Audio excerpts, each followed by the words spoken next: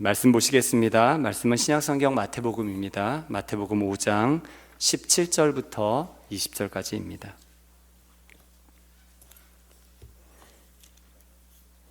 마태복음 5장 17절부터 20절까지입니다. 제가 봉독해 드리겠습니다. 내가 율법이나 선지자를 폐하러 온 줄로 생각하지 말라. 폐하러 온 것이 아니요 완전하게 하려 함이라. 진실로 너희에게 이르노니 천지가 없어지기 전에는 율법의 1.1획도 결코 없어지지 아니하고 다 이루리라. 그러므로 누구든지 이 계명 중에 지극히 작은 것 하나라도 버리고 또 그같이 사람을 가르치는 자는 천국에서 지극히 작다 일컬음을 받을 것이요 누구든지 이를 행하며 가르치는 자는 천국에서 크다 일컬음을 받으리라. 내가 너희에게 이르노니 너희 의가 서기관과 바리새인보다 더 낫지 못하면 결코 천국에 들어가지 못하리라. 아멘. 할렐루야. 오늘 거룩하고 복된 주일 예배하는 모든 분들 위해 하나님의 큰 은혜가 함께 하시기를 간절히 축원합니다. 예배는 축복의 자리예요. 또 주님이 함께 하시는 그런 임재의 자리입니다. 오늘 예배하는 가운데 우리의 몸뿐만 아니라 우리의 마음과 영혼까지 주님의 은혜 가운데 새로워지고 회복되고 또 기쁨이 충만한 시간들이 다 되시기를 간절히 축원합니다. 오늘 이 본문의 말씀 가지고 더 나은 의 오직 예수라는 제목으로 우리 말씀 나누겠습니다. 존 메셀 목사님이 쓰신 책 중에 열매 맺는 지도자라고 하는 책이 있어요. 근데 그 책에 이제 나오는 예화가 하나 있습니다. 예화에는 이제 코끼리와 생쥐가 등장하는데 이 코끼리와 생쥐가 이 계곡 사이를 이제 이어놓은 다리를 이제 건너가게 되었어요. 그러니까 이제 이 생쥐는 이제 거대한 코끼리 등에 착 달라붙어서 이제 이 계곡 사이를 이어주는 이 다리를 이제 건너가게 된 거죠. 건널 때 이제 코끼리의 무게가 이제 상당하니까 그 무게 때문에 다리가 이제 흔들흔들 휘청휘청 합니다. 몹시 흔들리는 가운데에도 그래도 무사히 이쪽 계곡에서 저쪽 계곡으로 그 다리를 무사히 잘 이제 건너왔어요. 그러니까 다리를 잘 건너왔더니 이 조그만 생쥐가 이제 그 코끼리 귀에다 대고 이렇게 말하는 거예요. 휴, 살았다. 우리가 함께 건너니까 다리가 정말 많이 흔들렸지? 그렇지? 라고 얘기한 거예요. 여러분, 생쥐의 무게는 사실 별 볼 일 없죠. 그쵸? 근데 이 생쥐가 착각 속에 사는 거죠. 자기 무게 때문에 이 다리가 막 흔들흔들 거린 거라고 그렇게 얘기하는 겁니다. 사실 우리 자신도 생쥐와 동일할 때가 많아요. 우리 수준이 어떠한지 알지 못하고 또 내 자신이 어떠한지 냉철히 잘 판단하지 못하고 그냥 사는 거죠. 그냥 나도 코끼리만큼 무게 나가는 줄 알고 그냥 사는 거예요. 근데 우리도 사실 우리 자신을 좀 점검할 필요가 있습니다. 신앙도 마찬가지이고요. 내가 어떠한지, 내 상태가 어떠한지, 그리고 내 수준은 어떠한지 좀 점검해 보고 하나님 보시기에 합당한 수준으로 우리가 좀 성장해야 됩니다. 오늘 본문 20절 말씀 예수님께서 제자들에게 하신 말씀인데 우리 함께 같이 읽어보실까요? 우리 함께 읽겠습니다. 시작. 내가 너희에게 이르노니 너희 의가 서기관과 바리새인보다 더 낫지 못하면 결코 천국에 들어가지 못하리라. 여러분, 예수님께서 제자들에게 이 말씀을 하셨어요. 그러니까 제자들이 이 말씀을 들을 때에는 굉장히 놀라고 당황할 수밖에 없었습니다. 왜냐하면 이 예수님이 제시하시는 이 의, 이게 옳다라고 인정하시는 이 의가 너무 높은 수준인 거예요. 여기 이제 뭐 바리새인과 서기관들보다 더 낫지 못하면 천국 못 들어간다고 얘기하신 건데, 이 서기관 하면 성경 연구하는 사람들이거든요. 성경 연구하고 또 율법을 가르치고 그것을 해석했던 사람들. 그러니까 쉽게 말해서 말씀의 권위자예요. 말씀의 권위자였던 사람이 이제 서기관이죠. 또 바리새인들이라고 하면 거룩한 생활로 자신을 그 어떤 누구보다도 다르게, 그렇게 두드러지게, 눈에 띄게 거룩한 삶을 살았던 그런 사람들이 바리새인입니다. 그래서 이 바리새라고 하는 이 말 뜻 자체가 이제 분리하다라는 단어예요. 분리하다. 거룩한 생활로 철저히 자기를 분리시킨 사람이에요. 나시딘처럼 말이죠. 그러니까 성결하게 율법을 철저히 지키도록 자신을 분리시킨 아주 대단한 열성을 가진 사람들이 이 바리새인이었어요. 그러니까 예를 들면 이런 거예요. 성경에서 보면 이제 유대인 뭐 이제 절기 뭐 이런 것 중에 이제 금식하는 날이 있어요. 이제 대금식일이라 그래서 뭐 이제 대속제일 그날은 이제 금식하고 하는 거죠. 그래서 1년에 한 번 이 금식을 선포하고 이제 금식합니다. 근데 바리새인들은 1년에 한 번이 아니에요. 일주일에 2번씩 하라고 권장하고 명령해요. 1년에 한 번이 아니라 일주일에 2번. 여러분 금식 잘 하시나요? 네, 쉽지 않죠. 네, 쉽지 않아요. 금식하는 것이 쉽지 않습니다. 이제 뭐 고난 주간 되면 좀 하시죠. 네, 쉽지 않습니다. 근데 이 바리새인들은 그만큼 신앙에 열정이 있는 거예요. 그래서 열정만이 아니라 윤리도, 삶도 엄격한 이 말씀, 이 법전, 그들의 전통이죠. 이것을 따르면서 발전시켜 왔던 사람이 이 바리새인들이에요. 그 결과 이제 보통 사람들이 보기에는 이 서기관이라고 하면 또 이 바리새인들이라고 하면 당대에 정말 모범적인 그런 사람들인 거죠. 그런데 예수님은 그들이 가지고 있는 의, 그들이 가진 것으로는 안 돼, 불합격이라고 한 거예요. 천국 들어갈 수 없다는 거죠. 그들이 가진 의로는 결코 하나님 나라 들어갈 수 없다고 얘기한 거예요. 그러면서 제자들에게 뭐라고 얘기하시냐면 너희가 가진 의가 저 서기관, 저 바리새인들보다 낫지 않으면 결코 천국에 너희도 못 들어가, 이렇게 얘기하신 거죠. 그러니 제자들이 얼마나 큰 충격을 받았겠습니까? 요한복음 3장에 보면 니고데모라고 하는 사람이 예수님을 찾아와요. 이 니고데모는 그 당대에 굉장히 존경받는 인물이에요. 존경받고 아주 유력한 그런 지도자입니다. 유대 지도자죠. 근데 그가 밤에 예수님을 찾아오거든요. 근데 예수님이 이 니고데모에게 뭐라고 얘기하시냐면 너 거듭나야 되겠다, 이렇게 얘기하세요. 너 거듭나야겠다. 물과 성령으로 거듭나지 않으면, 다시 태어나지 않으면 너 결코 하나님 나라 들어갈 수 없다, 이렇게 얘기하신 거예요. 그러니까 사람들 보기에는 아무리 유력하고 아무리 존경스러워 보여도 하나님 보시기에는 너 천국 못 들어가, 다시 태어나지 않으면 안 돼 라고 말씀하시는 거죠.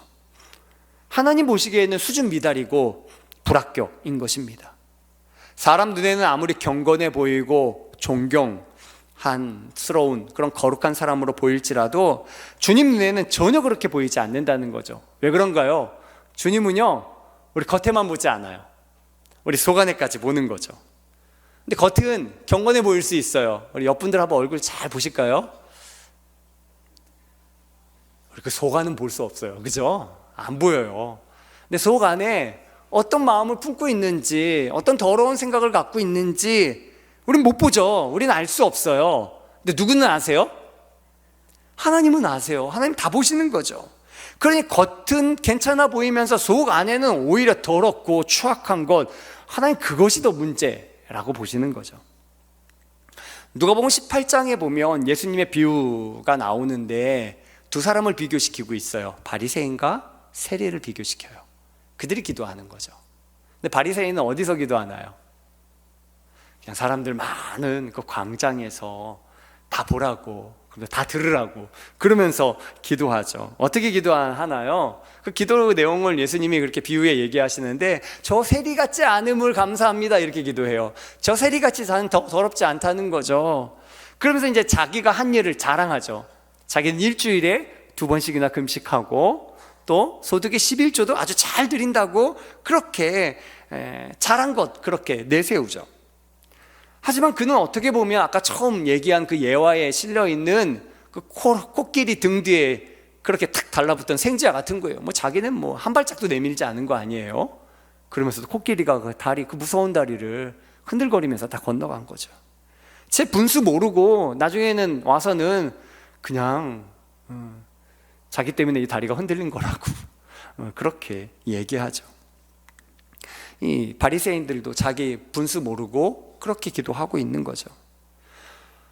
사람들 보기에는 괜찮아 보이니까 그렇게 기도하지만 하나님 보시기에는 여전히 보잘것없고 여전히 죄인이고 그리고 더러운 거죠. 근데 그거 모르고 그냥 자기는 저 세리보다 낫다고 자기 자랑을 내세우고 있는 거죠. 그러니 주님 눈에는 바리새인보다 오히려 자신의 죄인됨을 깨닫고 철저히 회개하고 그리고 진실하게 기도하는 세리가 하나님 눈에는 더 기쁘시게 보이는 것입니다. 우리는 어떠한가요? 나는 어떠한가요? 난 하나님 보시기에 어떠한가요? 어느 수준인가요? 괜찮아? 됐어? 좋아? 그런가요?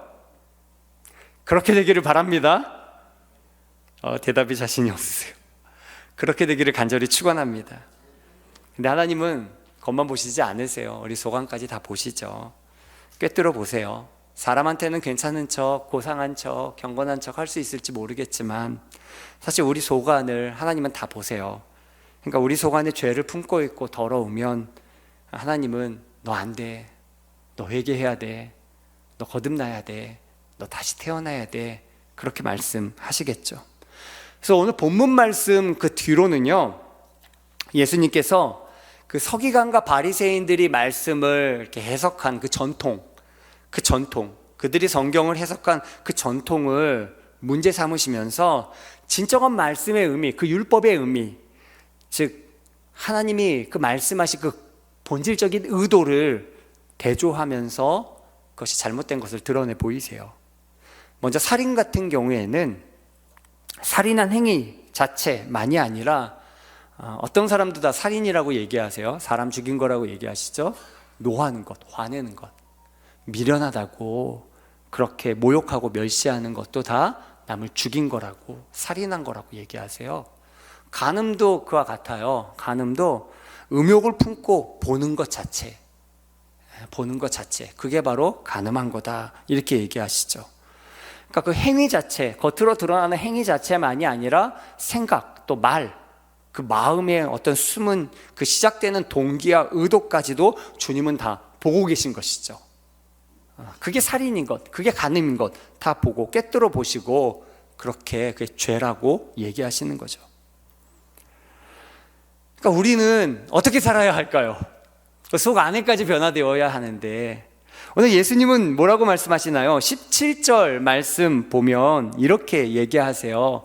내가 율법이나 선지자를 폐하러 온 줄로 생각하지 말라. 폐하러 온 것이 아니라 어떻게 하러 왔다고요? 완전하게 하려 함이라. 하나님 말씀 없는 게 아니라 더 완전하게 하려 왔다. 1.1핵도 그거 다 없어지지 않고 다 이루어진다, 이렇게 얘기하시죠. 즉 예수님이 말씀하시는 것은 겉으로 들어오는 나는 행위 자체로 서기관과 바리새인들은 뭐 여러 가지 법을 발전시키면서 고상한 척 경건한 척 보이겠지만 주님은요, 하나님 말씀하신 그대로 1.1핵도 변함없이 그 말씀을 완전케 하기 위해서 왔다. 그러니 서기관과 바리새인보다 더 나은 의, 그것은 바로 누구에게 있어요? 예수님께 있는 거죠. 그러니 우리는 예수님을 따라가는 사람이 되어야 될 줄 믿습니다. 주님은 겉만이 아니라 그 안에까지 하나님 말씀 그대로 순종하는 사람이 되기를 원하세요. 온전히 순종하는 것, 하나님의 말씀의 그 근본 의도를 파악하고 그 깊은 곳까지 온전히 순종할 수 있는 것, 그걸 원하시는 겁니다. 우리 하나님의 말씀에 그렇게 살아가고 있나요? 신앙생활하는 것, 이번 달 1시간 더 기도하자고 했는데 그게 막 부담이 되고 힘겨워지진 않습니까? 즐겁게 온전히 순종할 수 있게 되기를 바랍니다. 억지로 신앙생활하는 것이 아니라, 겉만이 아니라 하나님 말씀하신 것 기쁨으로 순종하며 더 깊이 순종할 수 있는 저와 여러분들이 되셨으면 좋겠어요. 그래서 예수님은 마태복음 16장 24절에 이렇게 말씀하세요. 쟤들에게 말씀하신 거죠. 나를 따라오려거든 자기를 부인하고 자기 십자가를 지고 나를 따를 것이라. 그냥은 따를 수 없다는 얘기예요. 속 안에가 다 변화되어야 되는데 그럼 자기 부인이 있어야 된다는 거죠. 자기를 철저히 내려놓고 그리고 날 따라야 돼 이렇게 얘기를 하고 계세요. 구약 인물 중에 욥이라는 인물이 있어요. 욥은 성경에는 꽤 뒷부분에 기록되어 있지만 사실은 고대 인물이에요. 아브라함과 거의 동시대로 보시면 될 거예요. 그게 이제 전승되어져 왔던 것들이 이제 후대에 다시 기록되어진 거죠. 그래서 이 욥기서는 지혜 문헌이기도 합니다. 그래서 욥기의 전반부 이 산문 말고는 대부분 이제 시가서로 되어 있어요.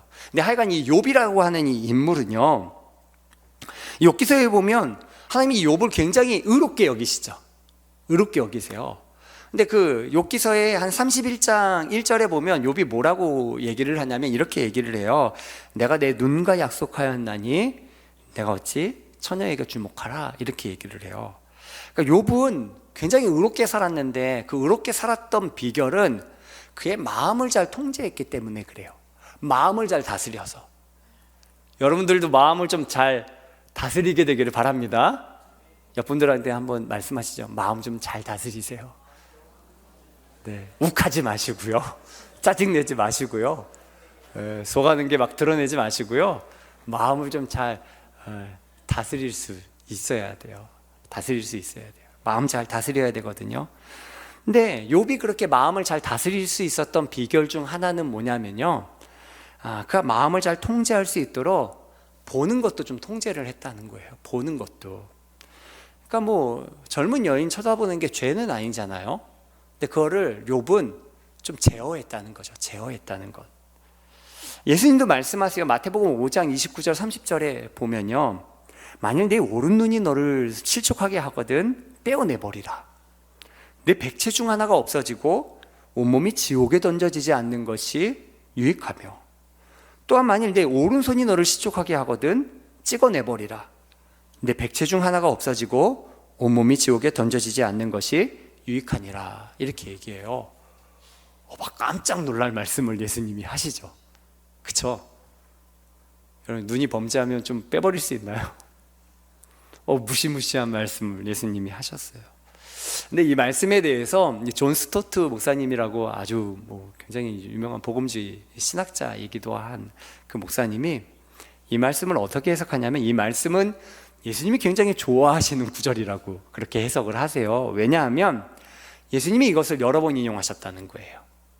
그러니까 오늘 마태복음 5장에 제가 지금 이걸 인용했는데요, 18장에도 거의 동일한 말씀이 그대로 비슷하게 담겨져 있어요. 그러니까 예수님은 이 얘기를 반복하셨다는 거죠.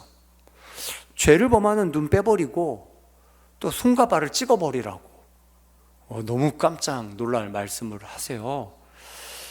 그래서 실제로 이 초대교회에는요, 실제로 이걸 그대로 받아들여서 문자대로 행한 사람들도 있었어요. 자기 신체를 절단한 거죠. 근데 여러분, 도박하는 사람 손 자른다고 도박 안 하나요? 네, 막 나중에는 발가락에도 넣고 한다고 하잖아요.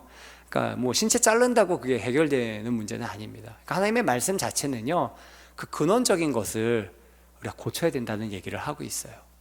그러니까 단순히 눈 빼버리고 손 자르고 이게 중요한 게 아니라 그 근원적인 게 변화되어야 된다는 얘기를 하고 계시는 거죠. 사실 그것을 문자 그대로 받아들였던 아주 유명한 초대 교부가 있어요. 3세기에 오리겐이라고 하는, 알렉산드리아의 오리겐이라고 하는 아주 유명한 학자이고 초대 교부, 신앙의 아버지라고 일컬어졌던 사람이에요. 근데 그는 말씀을 아주 철저하게 지키기 위해서 막 철저한 금욕주의를 행했던 사람입니다. 그래서 뭐 재산도 다 포기하고, 그리고 뭐 음식, 심지어는 잠까지도 막 금욕하면서 절제하면서 그렇게 신앙생활 했던 사람이에요. 그러니까 위대한 신학자이기도 한데 좀 과한 부분이 있어요. 과한 부분이. 그래서 이 말씀을 좀 지나치게 너무 과하게 그 문자 그대로 받아들여서 음욕을 제거한다고 사실은 거세까지 했던 인물이 오리겐이라고 하는 인물이거든요. 기독교가 제대로 자리 잡지 않을 때에는 이렇게 과하게 가는 경우들도 있어요. 그래서 신앙은 때로는 이렇게 좀 균형을 잡아야 할 필요도 있습니다. 타협이 아니라 균형이에요. 균형을 잡아야 될 필요가 있어요. 물론 이제 이 오리겐 이후 얼마 지나지 않아서 325년 니케아 종교 회의에서는 이와 같은 극단적인 행위를 금합니다. 굉장히 잘한 거죠. 그러니까 예수님의 말씀은 문자 그대로 눈 빼라고, 손 자르라고, 발 자르라고 얘기하는 게 아니고요. 그 근본적인 것을 진짜 고쳐놔야 된다는 얘기예요. 더 깊은 것, 우리 안에 있는, 숨어 있는 것, 도덕적으로 잘못된 것, 우리 자아라고 할 수 있죠. 타락한 본성, 이거를 제거하라는 얘기예요. 이거를 깨트리라는 얘기죠. 그래서 예수님께서 나를 따라오려거든, 주님은 의로운 길, 온전한 순종의 길을 가시잖아요. 나를 따라오려거든 뭐 하라는 거예요? 자기를 부인하고 자기 십자가 지고 날 따르라고 얘기하죠. 그냥 따라올 수가 없다는 거예요. 자기 부인이 있어야 된다는 거죠. 그렇지 않으면요, 주의 길을 막아서요, 내 마음대로 하는 거죠. 오히려 예수님을 손에 쥐고 자기 마음대로 하려고 하겠죠. 우리는 주의 뜻대로 사는 사람들이 되어야 될 줄 믿습니다. 그러니까 그리스도인은 이렇게 자기의 삶을 좀 다스릴 수 있어야 돼요. 그러니까 내가 주님 앞에 범죄한 부분들이 있다면요, 좀 통제해야 되겠죠. 제어해야 되겠죠. 그렇지 않고 그냥 막 살면 사실은 우리는 의롭게 살아갈 수가 없는 것입니다. 죄된 환경에 그냥 노출시켜 놓으면 될까요? 안 될까요? 안 돼요. 그래서 요분들 생일잔치 버리고 나서는 그 자녀들을 위해서도 다 번제를 드리면서 그렇게 하나님께 예배하잖아요. 그러니까 우리도 늘 주님 앞에 머무는 분들이 되셨으면 좋겠습니다. 아침 일찍 일어나서도 주님 앞에 머무시고요, 일상생활을 하다가도 주님께 좀 머물러 보세요. 또 밤에 주무시기 전에도 주님께 좀 머물러 보십시오. 그러면서 삶이 좀 거룩해지는 저와 여러분들이 꼭 되시기를 간절히 축원합니다. 그리스도인은 좁은 문, 예수 믿어 구원받은 사람으로 그치는 것이 아니에요. 예수님 믿었죠. 십자가에서 죄사함 받았죠. 용서함 받았어요. 우린 용서함 받았어요. 죄의 짐 다 거기서 벗어버렸죠. 그렇죠? 근데 거기서 멈추면 안 된다는 거예요. 그걸로 끝나면 안 된다는 거죠. 그러니까 죄의 짐 다 벗어버렸다고 난 자유하다고 그래서 옛삶을 그대로 살면 될까요? 안 되는 거죠. 이제는 그 좁은 문을 통과해서 주님이 가신 그 좁은 길을 걸어가야죠. 주님이 좁은 문을 열고 좁은 길을 걸어가시는데, 그 의의 길을 걸어가시는데 우리도 따라가는 사람이 되어야 하는 것입니다. 더 나은 의를 가지라는 것은 그 문을 통과해서 그 의의 길, 생명의 길, 주님이 가신 그 길을 따라가라는 것입니다. 예수님을 따라가고 끝까지 쫓아가야 돼요. 어디까지 쫓아가야 될까요? 주님 가신 곳은 어디든지 쫓아가야 돼요. 그래서 주님은 변호사에도 올라가시잖아요. 그럼 거기서 같이 기도하면서 우리도 예수님 닮도록 변화되어야 돼요. 주님은 때로는 십자가 지시기 전에 겟세마네에서 정말 피땀 흘려 기도하시잖아요. 그럼 우리도 같이 깨어서 주님과 함께 마음을 합해서 그래서 이 영적 승리를 이룰 수 있는 사람들이 되어야 합니다. 저는 그 좁은 길, 주님이 가신 길, 그 길을 잘 따라가는 저와 여러분들 되기를 간절히 축원합니다. 그렇게 주님 따라가셔야 돼요. 여러분, 건포도 좋아하세요? 좋아하시는 분들도 있고 아닌 분들도 있는데, 가끔 샐러드에 보면 건포도들이 좀 들어있어야 맛있더라고요. 좀 달달해서.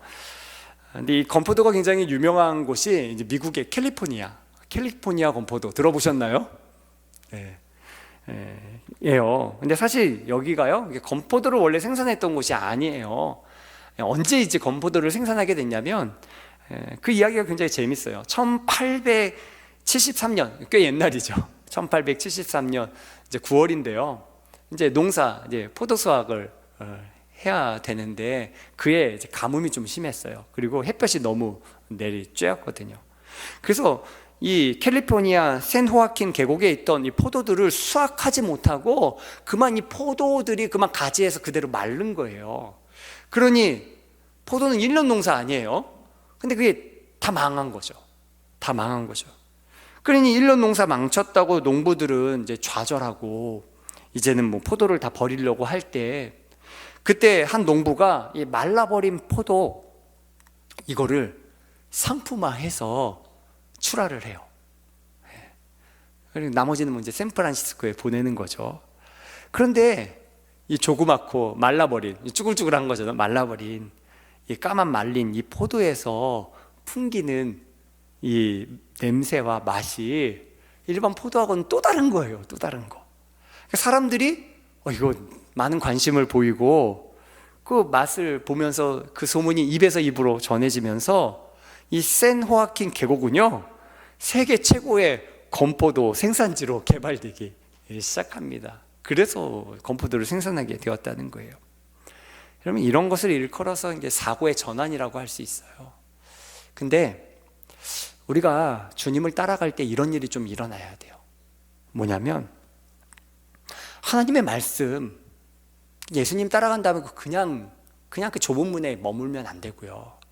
하나님 말씀하신 그것을요, 좀 묵상하기도 하고 음미하기도 하고, 어떤 마음으로 하나님이 이 말씀을 오늘 나한테 읽게 하신 거지, 듣게 하신 거지, 그것을 좀 새겨보셔야 돼요.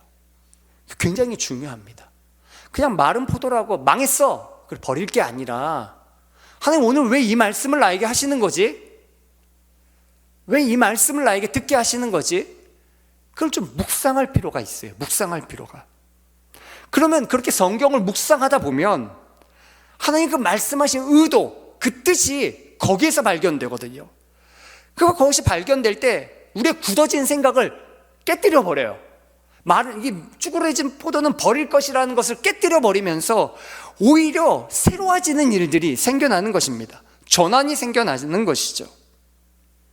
하나님의 말씀 안에서 그런 변화가 일어나는 거예요. 여러분, 진짜 그리스도인, 예수를 닮는 사람들은 언제부터 이런 소문이 나기 시작했는지 아세요? 그리스도인이라고 하는 말이 쓰인 것은요, 예루살렘 교회가 아니에요. 그리스도인, 예수의 사람이라는 말은 어디서부터 시작되냐면 안디옥 교회에서부터 시작돼요. 안디옥 교회.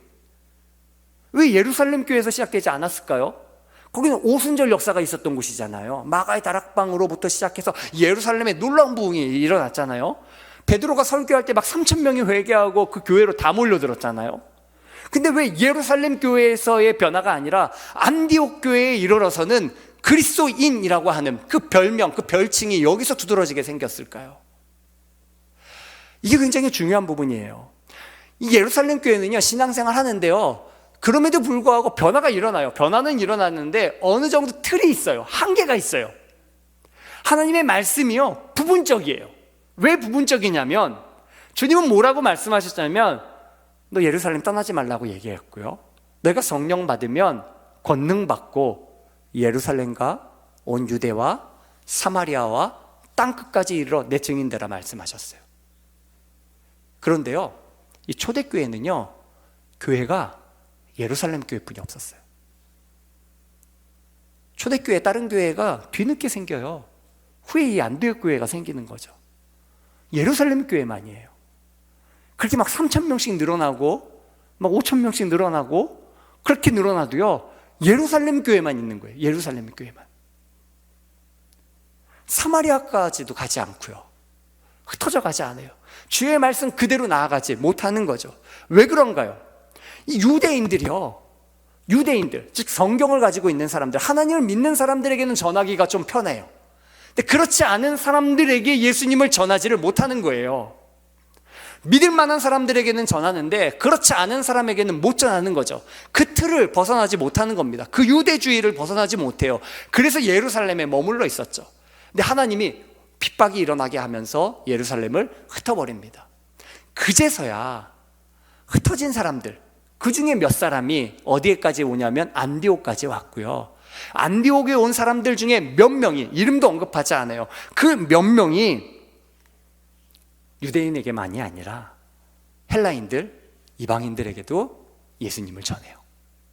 그때 성경은 뭐라고 얘기하냐면, 주의 손이 역사하셔서, 주님이 친히 역사하셔서 이 안디옥 교회에 놀라운 변화가 일어나게 됩니다.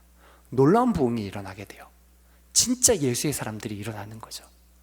전통이라는 틀 안에 갇혀서 신앙생활을 좀 더 잘하는 게 아니라 완전히 새로운 사람들, 정말 전적으로 예수님을 따라가는 사람들, 전적으로 그 말씀대로 사는 사람들이 안디옥 교회에서 생겨났다는 거예요. 저는 우리 신장의 교회가 이런 교회가 되셨으면 좋겠어요. 기존의 신앙의 틀이 있어요. 거기서 좀 더 개선되는 게 아니라 진짜 하나님이 원하시는 그 원뜻 그대로, 그 말씀 그대로, 주님이 가시는 그 길 그대로 온전히 따라갈 수 있는 교회와 성도가 되시기를 간절히 축원합니다. 그런 교회가 꼭 되셨으면 좋겠어요. 케네스 해긴이라고 하는 목사님이 계세요. 제가 몇 번 예화를 들었죠. 이 목사님은 원래 이제 목회를 이제 쭉 하시다가 성경을 굉장히 아시고 목회할 때도 은사도 있고 은혜도 있었어요. 그렇게 잘 하시다가 나중에는 이제 선지자 사명을 좀 감당하면서 순회 사역자로 사역하셨던 아주 귀한 목사님이세요. 말씀 중심으로 또 은혜도 아주 강력하게 나타났던 그런 목사님이시는데, 이분이 이제 선지자 사역하기, 순회 사역하기 전 마지막 교회에 있을 때 성경을 쭉 읽다가 마가복음 16장을 읽었어요. 마가복음은 몇 장까지 있죠? 16장까지 있어요. 그러니까 마지막 장을 읽고 있는 거죠. 마가복음 16장. 그걸 쭉 읽다가 마지막 절 20절 말씀이 크게 부딪혀 왔어요. 우리 같이 한번 좀 읽어볼까요? 16장 20절 우리 함께 읽겠습니다. 시작. 제자들이 나가 두루 전파할세 주께서 함께 역사하사 그 따르는 표적으로 말씀을 확실히 증언하시니라. 제자들이 나가 복음을 전했어요. 그런데 누가 함께 역사했다는 거예요? 주님께서 함께 역사하셨다. 주님께서 함께 역사하셨다. 그래서 그 따르는 표적으로, 그러니까 말씀을 확실히 증언해 주셨다. 표적, 기적, 능력, 은혜가 두드러지게 나타나서 그들이 전한 말씀을 확고하게, 확실하게 증언해 주셨다. 이런 내용이에요. 이 말씀을 읽는데 이 케네스 해긴 목사님이 너무 감동이 되는 거예요. 그러면서 이 말씀을 붙들고 금식하며 기도하기 시작합니다. 하나님께 기도하는 거죠. 이렇게 기도하셨어요. 주님, 우리 교회는 모든 게 평안하고 안정되어 있습니다. 목회를 잘하셨거든요. 교회가 평안하고 안정되어 있어요. 교회는 성장하고 있고 재정도 넉넉합니다. 구원받고 또 성령 세례를 받는 사람들도 몇 명씩 있고 또 병이 낫는 치유를 받는 사람들도 있습니다.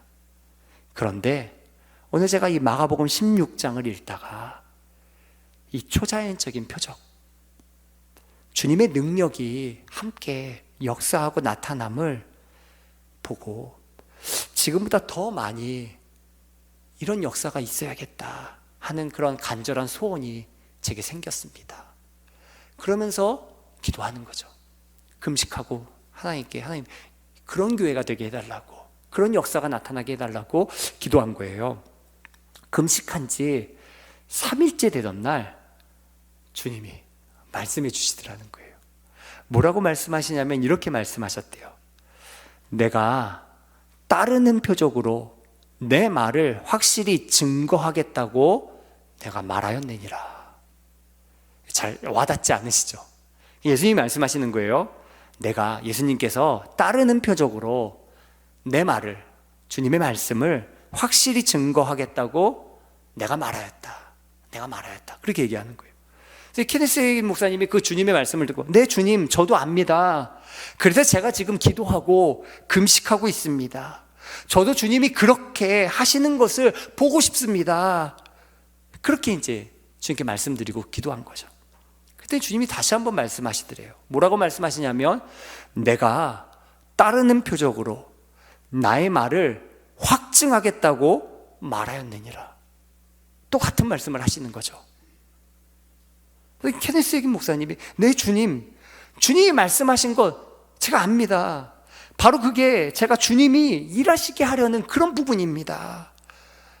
그러면서 주님, 저도 아는데 주님 일하시게 하기 위해서 제가 그래서 지금 기도하고 있습니다. 주님이 세 번째 또 말씀하시더래요. 내가 따르는 표적으로 나의 말을 확증하겠다고 말하였느니라. 똑같은 얘기를 하시니까 주님, 저도 압니다. 그 말씀은 이 마가복음 16장 바로 여기에 기록되어 있습니다. 제가 방금 그것을 읽었습니다. 주님께서 다른 표적으로 주님의 말씀을 확증하시겠다고 말씀하셨습니다. 제가 주님께서 해 주시기를 원하는 바가 바로 그겁니다. 그러면서 얘기했어요. 그리고 났더니 주님이 뭐라고 말씀하시냐면 너는 나를 거짓말장애로 생각하느냐? 이렇게 얘기하시더라는 거예요. 너는 나를 거짓말장애로 생각하느냐? 아니요, 주님, 거짓말장이란요. 주님은 거짓말장이가 아니십니다. 그렇다면 주님께서 말씀하시기를 내가 그렇게 하도록 기도할 필요가 없다. 심지어는 나를 그렇게 하도록 너가 이렇게까지 금식할 필요도 없단다. 만일 네가 말씀을 내놓으면 내 말을 확증할 거다. 네가 그 말씀을 내놓으면 내가 그 말을 확증할 거다. 이렇게 얘기하시는 거예요. 말씀을 내놓으라고 얘기하시는 거죠. 말씀을 내놓으라. 그러니까 케네스 에긴 목사님은요, 하나님께서 말씀을 내놓으라고 말씀하실 때까지도 자신은 하나님께 말씀을 내놓고 있다고 생각한 거예요. 말씀을 내놓고. 지금 마가복음 16장 읽고 그 말씀 붙들고 기도하고 있는 거잖아요. 말씀 붙들고. 그러니까 말씀을 내놓고 있다고 생각한 거죠. 그래서 이렇게 말씀을 드렸대요. 주님, 저를 아시잖아요. 저는 말씀의 사람입니다. 제가 말씀의 사람 아닙니까? 이때 주님이 뭐라고 말씀하시냐면, 네가 설교하는 것을 한번 잘 체크해 보아라. 네가 설교하는 거 한번 잘 체크해 보라는 거죠. 그래서 이 케네스 에긴 목사님이요, 자기가 설교한 것들을요 좀 유심히 다 들여다봤대요. 그리고는 깜짝 놀랐다는 거예요. 그 설교 중에 60%는 하나님의 말씀을 그대로 전했대요. 60%는. 근데 한 5%는 전통에 속한 것, 말씀과는 조금 달라진 전통에 속한 것, 그 바리새인과 서기관처럼 전통에 속한 것을 자기가 얘기하고 있고, 그리고 한 35%는 불신앙, 말씀 그대로가 아니라 세상과 어느 정도 타협해버린 불신앙을 얘기하고 있더라는 거죠. 말씀 그대로를 얘기하지 못하고 적당히 얘기하는 거죠. 적당히. 그걸 발견한 거예요. 그때부터 이 케네스 에긴 목사님이요, 전통과 불신앙을 설교하기를 중단하고 하나님 말씀 그대로 전하기를 시작했다는 거예요. 하나님 말씀 그대로. 전통을 없애는 게 생각보다, 그 틀을 없애는 게 굉장히 어려웠다고 얘기를 하세요. 그런데 그래도 그걸 제거하고 성경에서 말하는 그대로, 주님이 원하시는 그대로를 전하려고 그렇게 노력했대요. 그랬더니 그 말씀에 주님의 표적이 따르더라는 거예요. 확증해 주시더라는 거예요. 하나님의 기적과 능력이 교회에 두드러지게 나타나게 되었다는 겁니다. 저는 저와 여러분들이 이 말씀의 사람들이 되기를 간절히 축원합니다. 오늘 본문 우리 마태복음 5장 17절 말씀 다시 한번 읽어볼까요? 5장 17절 말씀. 처음 17절 우리 함께 읽겠습니다. 시작. 내가 율법이나 선지자를 폐하러 온 줄로 생각하지 말라. 폐하러 온 것이 아니요 완전하게 하려 함이라. 율법의 1.1획도 폐하지 않고 다 이루리라. 그 1.1획도 폐하지 않고 다 이루기 위해 오신 분이 누구세요? 예수님이시죠. 하나님 말씀하신 그대로, 주님 우리 언약하신 그대로, 우리를 사랑하신 그대로 오신 분이 주님이시죠. 그 말씀을 이루고자 오신 분이 예수님이세요. 그래서 닫힌 문을 여셔서 주님이 그 문을 여신 거죠. 길이 닫혀 있는데 주님이 걸어가시면서 그 길을 내시는 거예요. 그게 좁은 길이죠. 의의 길이죠. 생명의 길이죠. 우리는 그 길을 따라가는 사람이 되어야 될 줄 믿습니다.